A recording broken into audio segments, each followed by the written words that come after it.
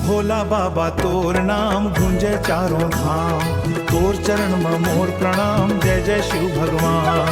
हर हर महादेव, हर हर महादेव, हर हर महादेव, हर हर महादेव। जटा में गंगा माथे चंदा, गले नाग के सुंदर फंदा, दुखिया मन के रखैया, भोला बाबा मोर दैया। भोला बाबा तोर नाम गूंजे चारों धाम, तोर चरण में मोर प्रणाम, जय जय शिव भगवान। हरा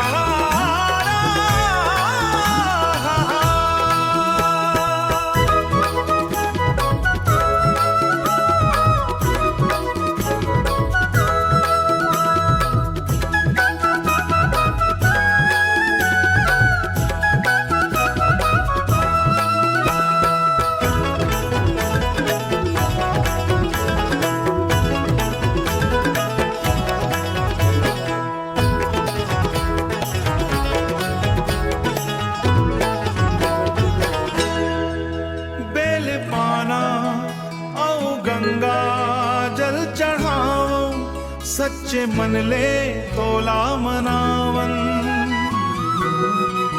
खाली झोली भर दे बाबा, सुख शांति के वरदान देववत। डमरू बाजे गूंजे गगन, शिव के नाम में बसे जीवन, भक्ति के ज्योत जलावत रही वो, महादेव के गुण गावत रही वो।